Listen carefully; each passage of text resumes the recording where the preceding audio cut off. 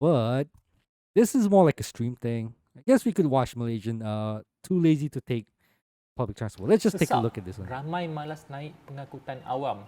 CEO KTMB. Ha? Rory, brother ni cakap, orang Lembah Kelang malas naik pengangkutan awam.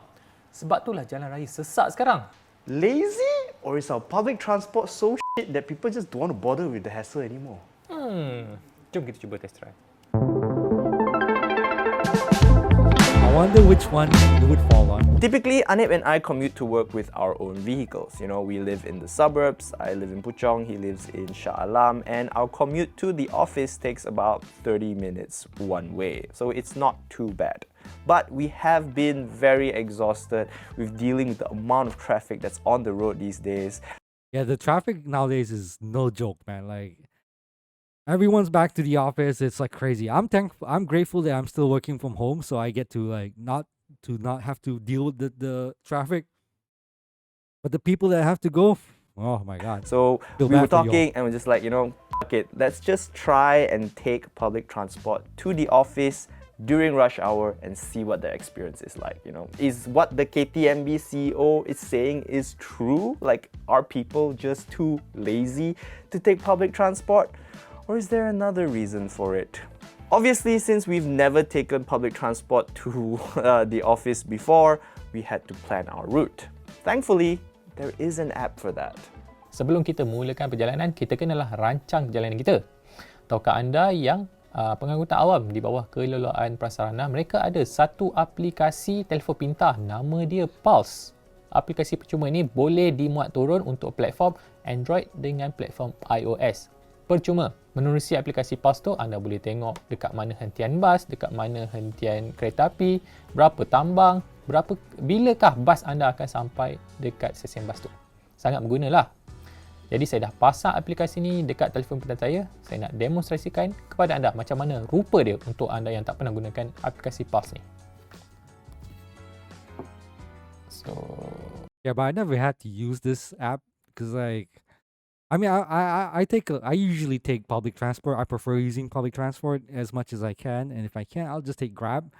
I can't drive. I'm a terrible driver. So yeah, I've mainly relied on like public transport and just like Grab or like Uber for those of you who are not from Asia. But yeah, I didn't realize there was an app for this, and I don't think it's that. I don't think the app is that dependable because like sometimes Malaysians scheduling is not on point, so I don't try to rely on the app too much.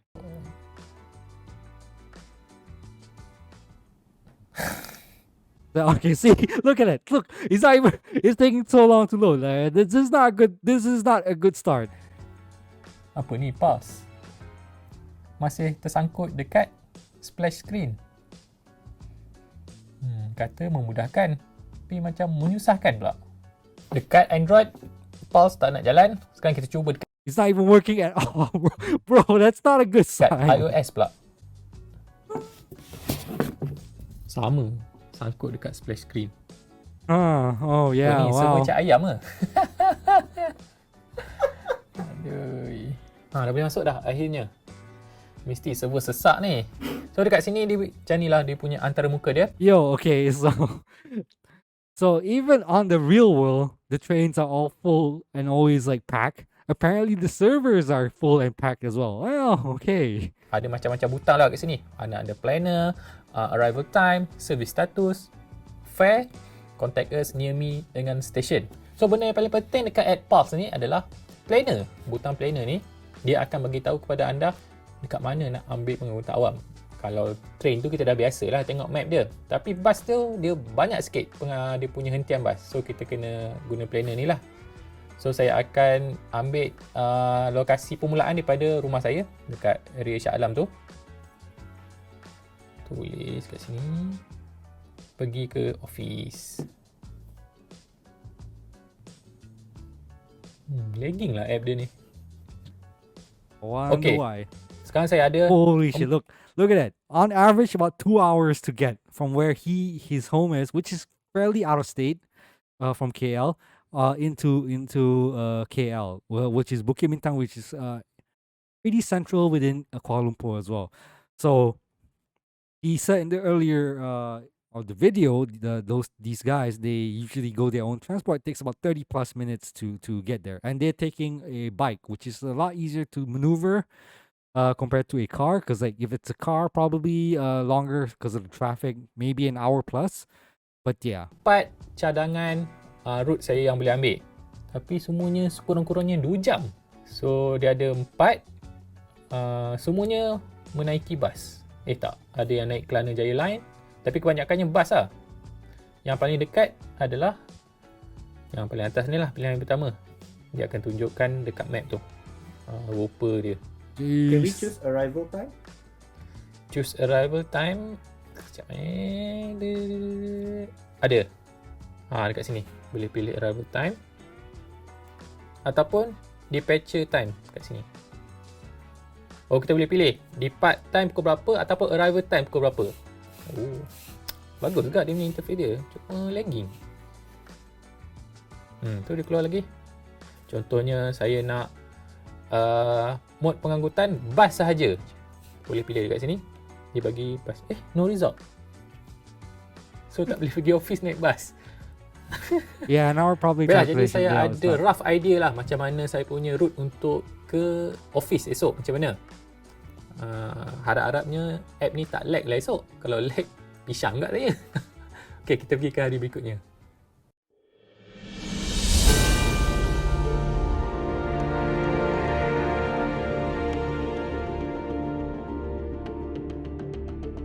Okay lah, selamat pagi. Hari ni lah hari cabaran dia. Saya dah check app Pulse tadi. So total perjalanan akan ambil masa lebih kurang 3 jam. Sekarang ni pukul Bro, it's 3 hours. That means you're waking up so early. He said 7 a.m. and like I'm barely awake at like 9 a.m. lebih kurang pukul 7 lebih. Ada 2 mode pengangkutan, satu bas dengan satu lagi yang terakhir ada MRT lah. Sebanyak 45 stop bas, lepas tu ada 17 stop untuk MRT yang saya kena ambil. Semuanya jarak lebih kurang 45 km. Sekarang saya dalam perjalanan untuk pergi ke stesen bas yang paling hampir dengan kediaman saya. Untuk bas yang pertama, mujurlah ada stesen bas yang berdekatan dengan tempat tinggal saya. Jadi saya tak adalah masalah untuk pergi ke bus stop yang pertama. Hanya lebih kurang 500 meter saja daripada tempat tinggal saya. Namun untuk pergi ke bus stop tu ada cabaran dia yang tersendiri. Disebabkan dia dekat dengan jalan utama, trafik pada waktu tu sangat tinggi lah, waktu puncak kan. Jadi nak melintas pun satu hal juga. Bus pertama yang saya kena ambil, I mean, here's the thing. Our like infrastructure layout is not great. You know, our public transport structure system is not great. So a lot of times it's like the location of the bus is like weird and sometimes like hard to get to. But yeah, it's not ini great. dikendalikan oleh prasarana di bawah inisiatif Smart Selangorku. Jadi bas ini adalah percuma. Kemudian disebabkan anda boleh track bas ini secara masa nyata, jadi saya boleh rancanglah perjalanan saya. Waktu menunggu saya tidaklah lama, lebih kurang 15 minit saja. Sebab saya tengok bas dekat dalam app, barulah saya gerak pergi ke bus station. Unfortunately, I do not have the luxury of having a bus stop right near my house, but there is a train station nearby and it is on the Sri Petaling line. So if I can get on that train, it's just one train straight to the office. Okay, so I just left. It is about 8 something, 8:30. The weird thing is that the Pulse app is telling me to take a route that will lead me to a bus stop that's across the main road near my house. I don't know why it wants me to do that. So what I'm going to do is I'm going to ignore that and I'm going to walk straight to the train station and then take that train to the office because it is the same line and in fact it's a couple of stations nearer. So I think that will be more efficient. So I'm not sure why the app is telling me to do this, but yeah, it's kind I mean, I'll tell you why. Because the app is shitty. of weird. So anyway, it's a really nice. I mean, I like the man's fit. All right, he's got the all black shades, black mask, black cap. You know, he's looking fit. He's dripping up for the train ride. You know. Weather. I'm excited to find out if anyone's using the train. Let's go. I'm gonna bring you guys with me. That's you. He's really figured it out.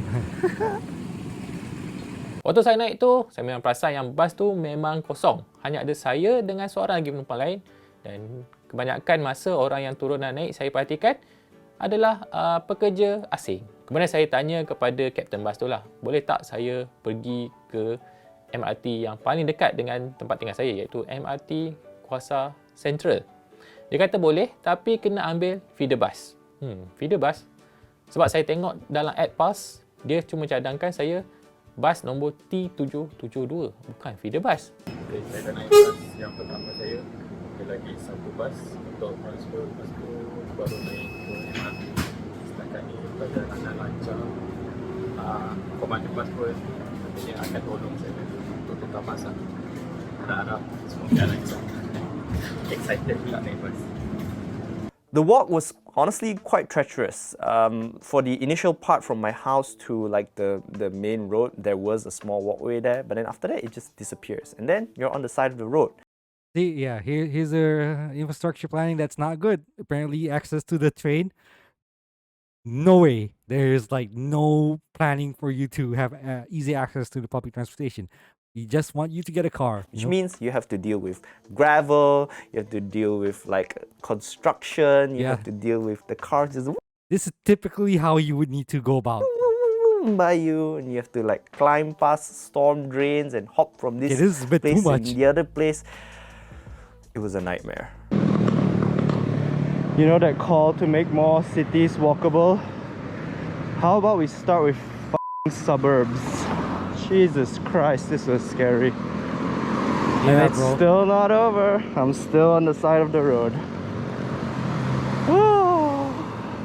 Keep in mind that this walking This is Malaysia city planning at its best, you know. route that I was going on was also recommended by the Pulse app. So it's not just because, you know, I was a rebel taking this route. It was recommended by the app. But I think for me the scariest part was actually that you're going with the flow of traffic, so you can't even keep an eye on the cars that are zooming past you. You just like suddenly like woo, and then like oh. Yeah, it was very scary. Walaupun pemandu bas tu sangatlah membantu saya. Dia tunjukkan kepada saya di hentian mana saya perlu turun untuk ambil feeder bus yang seterusnya. Bas yang nombor 2 ni agak tricky lah. Sebab kapten bas tadi mula-mula dia kata saya kena ambil bas feeder. Tapi dalam Pulse app kata bas nombor T772, laluan T772.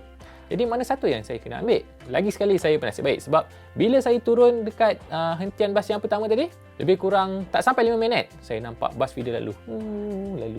Dan saya pun naiklah dah feeder bus. Memang saya selamatlah.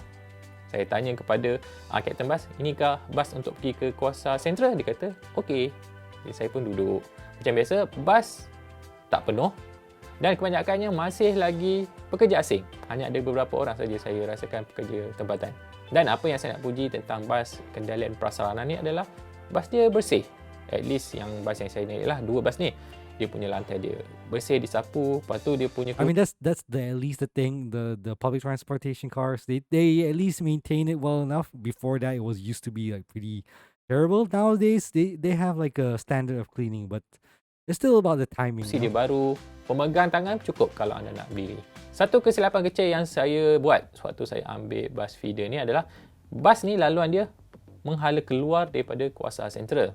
Jadi saya kena naik bas ni dalam jangka masa yang panjang lah sebab dia kena perlu lalui semua road tu sebelum pulang kembali ke Kuasa Central. Macam mana saya perasannya? Sebab ada satu ketika tu kan, saya lalu laluan ni, saya cakap, macam saya kenal tempat ni. Dan saya nampak dekat seberang sana adalah stesen bas yang saya ambil tadi. Sepatutnya saya lintas ke depan sikit dan ambil bas dekat situ. Barulah saya tak habiskan banyak masa untuk lalu segala macam stesen bas yang saya tak perlu lalu pun. Perjalanan bas nombor 2 lagi mencabar sebab memang sesak teruk. There you go. Biasalah Traffic, kampung Melayu Subang. Dia ada banyak construction. Lepas tu dengan jam lagi, orang cilok kiri kanan.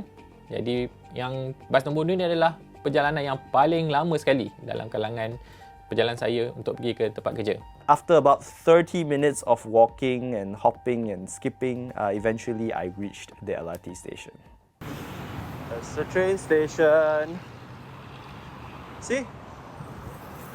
The place that the Pulse app suggested was a bus stop way over that side, like all the way somewhere over there. Yeah, okay. So I don't know why it suggested that. And it's right here. Yeah. Still the process getting Look there. at this. Park and ride facilities. It's no wonder this place always has no parking. Look at that, they just parked to the side of the road. From here though, things were quite smooth sailing. I mean, the station looked like it was quite well maintained. All the escalators.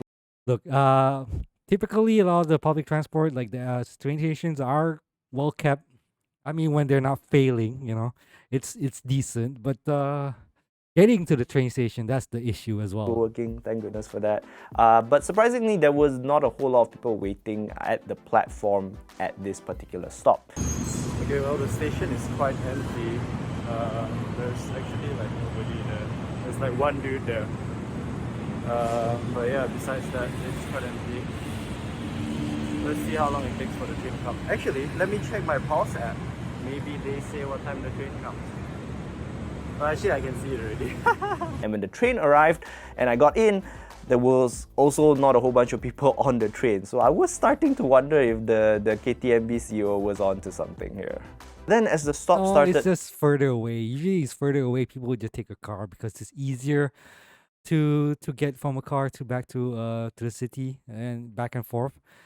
As you get closer to the city, you'll see a lot of people using the train. To roll by, more and more people started filling in the train, and before I knew it, all the seats were taken and there was only standing space left. Curious if I was the only one who was having this experience, or if my friends who take public transport also had that kind of experience. I ran like a quick poll on Instagram just to get like some really fast feedback, and yeah, turns out most of them voted that the trains that they were on during rush hour were at maximum capacity, with the second one being at least all the seats are taken with only standing space left. Akhirnya lebih daripada pukul 9.30 saya baru tiba ke stesen Kuasa Central.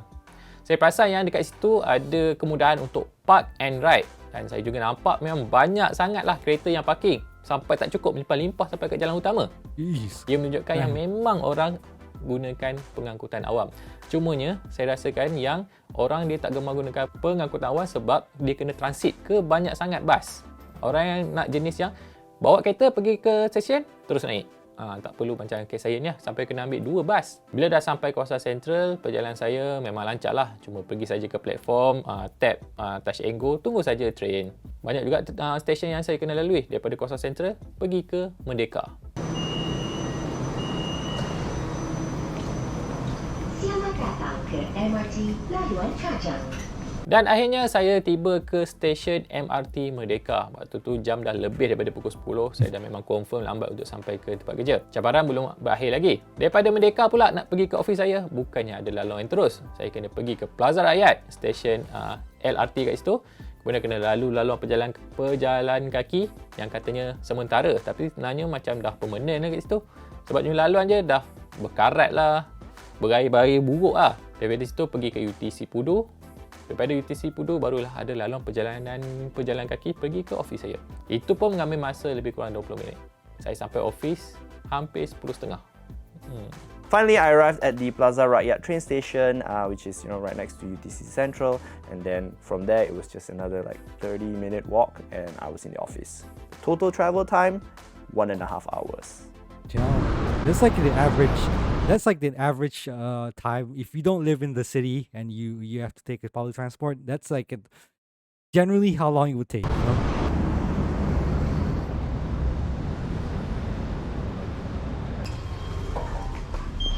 Going up. Going down.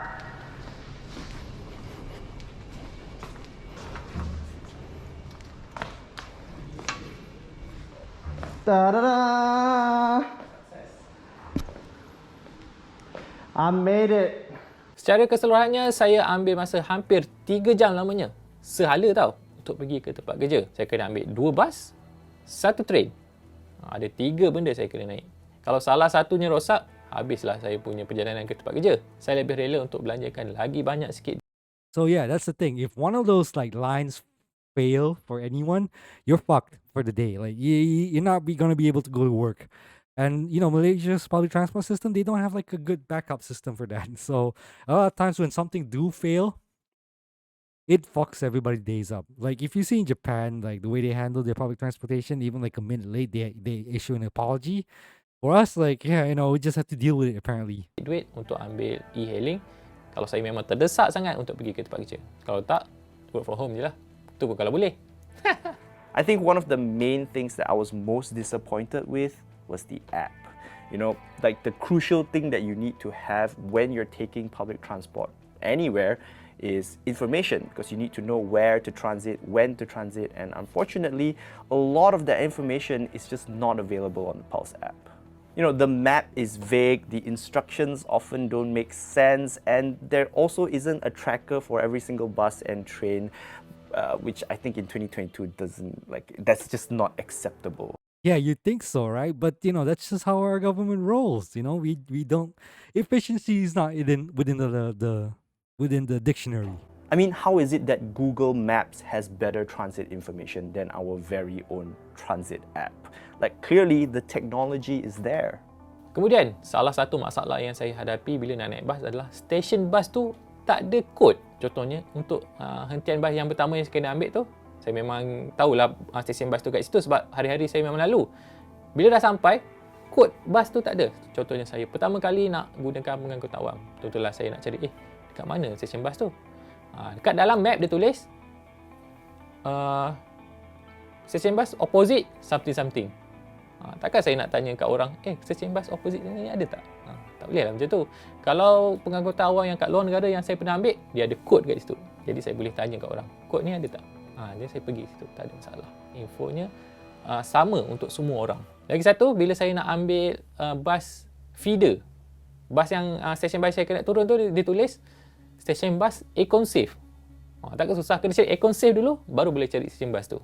Susah lah macam tu. Kemudian hentian bas tak diselenggara dengan baik. Hentian bas yang nombor 2 yang saya turun tu, dia punya kawasan dia kotor. Lepas tu papan kenyataan dia tidak ditampal dengan maklumat information yang There you go. Diperbaharui. Jadi dia punya laluannya masih yang lama. Saya tak tahu pun bas stesen bas di tempat saya berdiri tu feeder bas lalu. Nasib baiklah ada Pulse app. Even still, there are still plenty of people who take public transport to work. The trains are full and the parking lots at the train stations are also packed. From my perspective, I think the main issue here is accessibility. I think that there just isn't enough. Yeah, there's no city planning in terms of public transportation. Of course not, because if we do that, then we wouldn't be able to push forward our car industry. When that happens, then people wouldn't be happy, Enough feeder and transit systems to funnel people efficiently and quickly from their homes into the major bus or train stations. In fact, I don't even think there's enough walkways to provide like even a safe walking environment to these trains or bus stations. Like in my example, like I can't imagine taking that route again at night after work all alone in the dark. Like that's terrifying. Couple that with the exponentially longer travel times because of these inefficient transit systems, and is it really a surprise that many still prefer to drive or take their own vehicles to work? So please, fix your systems before you start accusing us of being lazy. Oh yeah, that's always the go-to for politicians. It's not the government's fault; it's the people's fault. Okay, that's it. Thank you so much for watching. This was our experience with public transport, as a form of commuting to and from the office in the morning. I'd love to hear if you have any stories, so please share them down in the comment section below. If you have any suggestions of what you think I the think main. that's it. That's just about it. Not much of that. Okay, not bad. Not bad. Nice little look into the Malaysian public transportation. And you know what? On that note, I'm gonna call it for tonight.